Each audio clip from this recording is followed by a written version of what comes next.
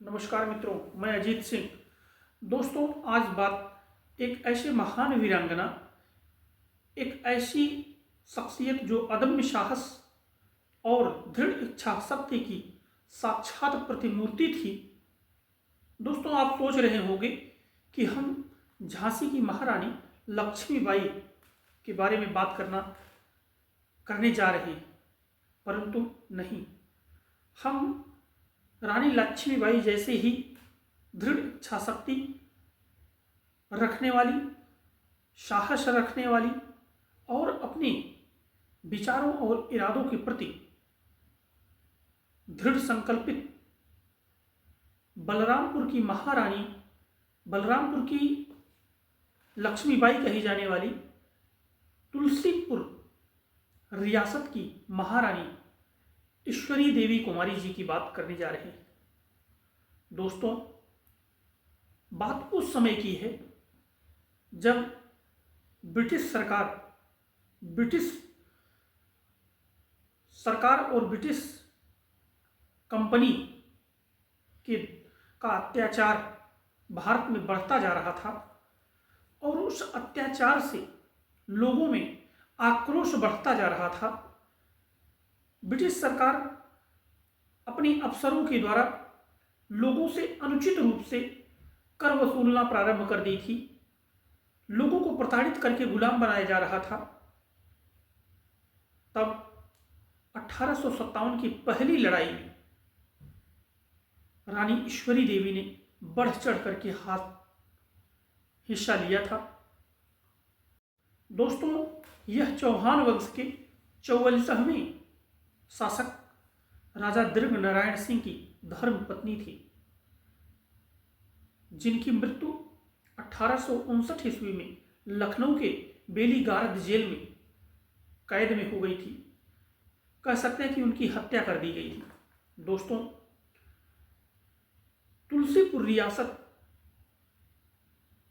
उत्तर प्रदेश के बलरामपुर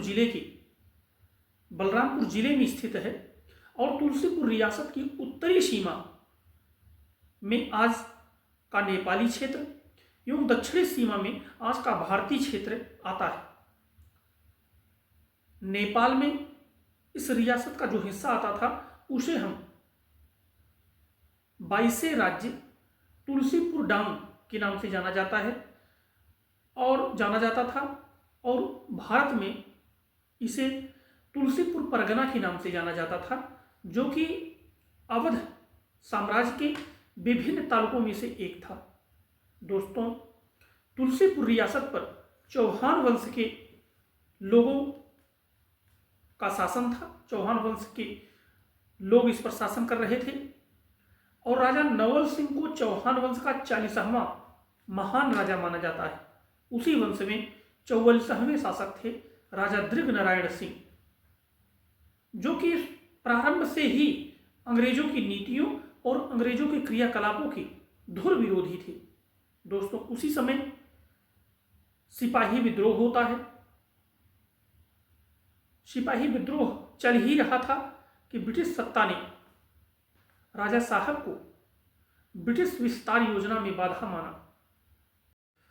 दोस्तों, उस समय अंग्रेजों द्वारा की जा रही अनुचित लगान वसूली के खिलाफ जनता में भारी आक्रोश था। जब जनता ने विद्रोह किया तो जनता को प्रताड़ित कर गुलाम बनाया जाने लगा। प्रताड़ना के भय से कुछ लोग समर्पण करना प्रारंभ कर दिए, जिससे अंग्रेजी सरकार का हौसला बढ़ता जा रहा था। अब अंग्रेजों की निगाहें तुलसीपुर रियासत की तरफ थी और उस समय तुलसीपुर के महाराजा दृग नारायण सिंह अपने ननिहाल डोकम जिला बस्ती में थे। राजा की जो सेना थी वह राज्य के कामदा कोट में थी।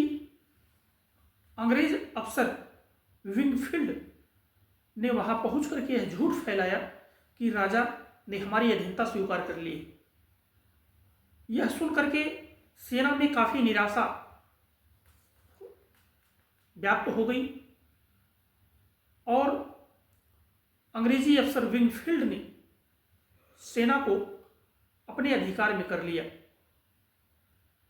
और वह सेना को अपने अधिकार में करके डोकम जिला बस्ती राजा साहब के ननिहाल पर धावा करके राजा साहब को कैद कर लिया। महाराजा दृढ़ नारायण सिंह को कैद करके लखनऊ के वेली गारद जेल में बंद कर दिया गया, जहां कुछ समय बाद 1859 में राजा साहब की हत्या कर दी गई। जब राजा साहब की हत्या हो गई, या हम कह सकते हैं कि जब राजा साहब को बंदी बना लिया गया था, उस समय रियासत तुलसीपुर रियासत की जो कमान थी वह महारानी ईश्वरी देवी जी ने संभाला और उन्होंने बढ़ चढ़ करके अंग्रेजों का विरोध करना प्रारंभ कर दिया। जब उन्होंने अंग्रेजों का विरोध करना प्रारंभ किया,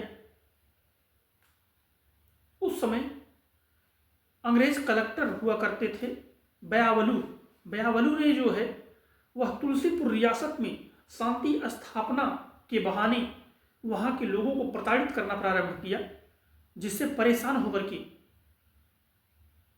महारानी के एक समर्थक फजल अली, जो कि एक स्वतंत्रता सेनानी थे, उन्होंने कामदा कोट के पास में कलेक्टर बयावलू का सर धड़ से अलग कर दिया, कलम कर दिया और अपने स्वाम भक्ति की मिसाल पेश की।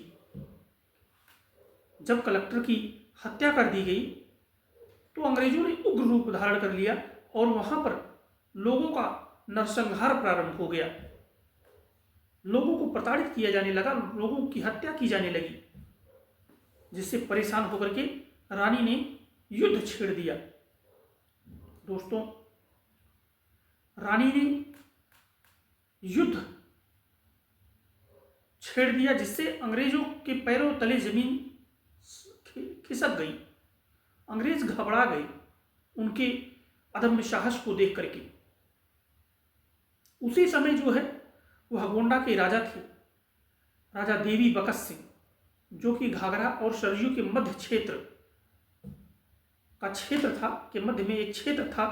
महंगपुर में चल रहे युद्ध में अंग्रेजी कर्नल वाकर से पराजित हो जाते हैं, जिसके बाद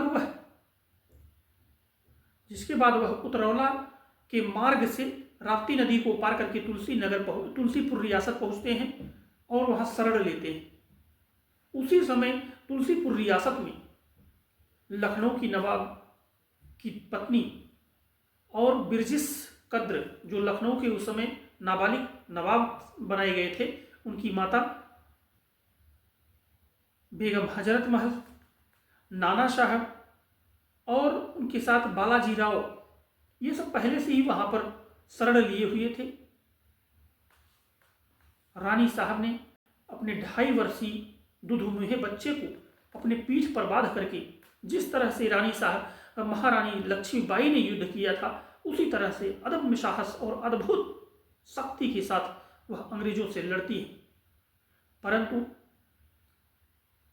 जब यह मालूम पड़ता है कि उनके शरणार्थियों के प्राण संकट में हैं, तो वह युद्ध से पीछे हट जाती हैं और सभी शरणार्थियों के साथ नाना साहब, बेगम हजरत महल, राजा देवी बकस सिंह के साथ वह जो है सोनार दर्रे को पार करते हुए नेपाल में चली जाती हैं।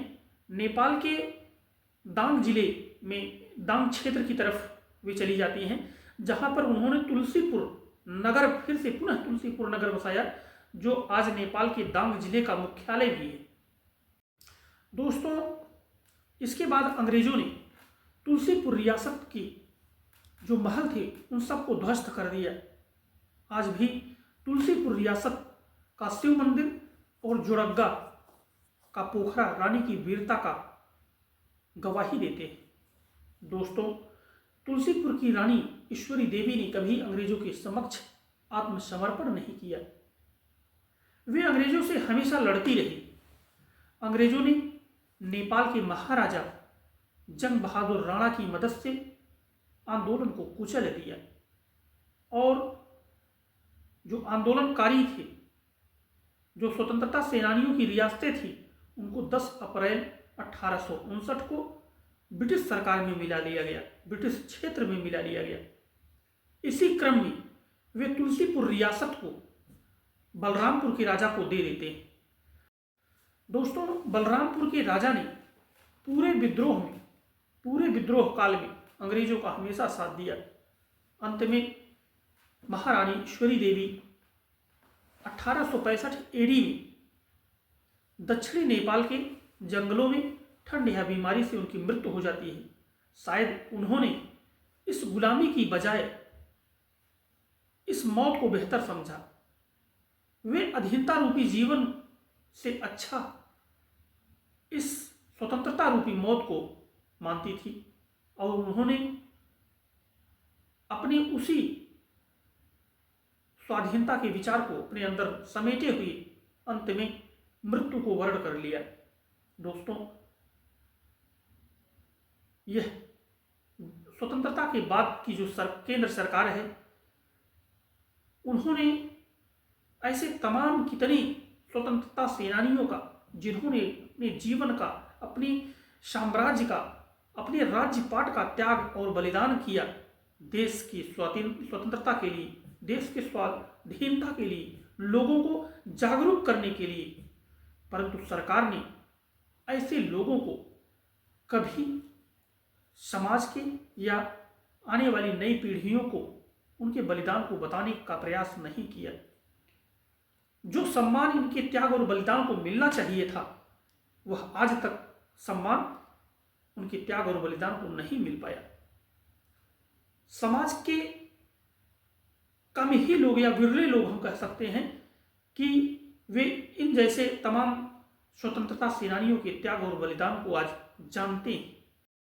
दोस्तों, अब उनकी सौर गाथा पूर्व राजधानी लखनऊ के राष्ट्रीय प्रेरणा स्थल में दर्ज की गई है, जिसका उद्घाटन 25 दिसंबर को भारत के यशस्वी पूर्व प्रधानमंत्री अटल बिहारी वाजपेयी जी की जयंती के अवसर पर देश के कर्मठ और यशस्वी प्रधानमंत्री आदरणीय श्री नरेंद्र मोदी जी ने और उत्तर प्रदेश के यशस्वी कर्मठ मुख्यमंत्री आदरणीय श्री योगी आदित्यनाथ जी ने किया। दोस्तों, अब रानी ईश्वरी देवी का त्याग और बलिदान देश के महान सेनानियों, देश के महान आंदोलनकारियों के साथ स्वर्णिम अक्षरों में वहां लिख दिया गया, जिससे आज वह चर्चा का विषय बना हुआ है। रानी साहिबा ने वही त्याग, वही बलिदान दिया जो झांसी की रानी लक्ष्मीबाई जी ने दिया था। इन्होंने देश की स्वतंत्रता और स्वाधीनता के लिए